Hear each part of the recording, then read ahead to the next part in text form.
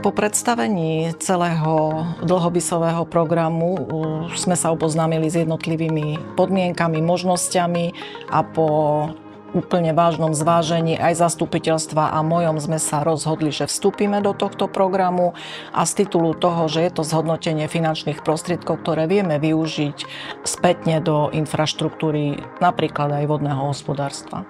Prvú čiastku sme dostali necelých 2500 eur a zvažujeme, že tieto finančné prostriedky by sme použili do montáže vodomerov.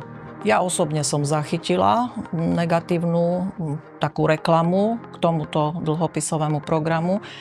Čo sa týka zo strany obecného zastupiteľstva, tam neboli nejaké námietky alebo dotazy. Ja osobne som sa zúčastnila aj takého stretnutia so zástupcami NKÚ, ale tým, že túto problematiku viac menej ovládam, čo sa týka aj akcií vodárenskej spoločnosti, tak ja som proste naďalej trvala na tom, že je to dobrá vec a ako obec sme do toho nakoniec išli.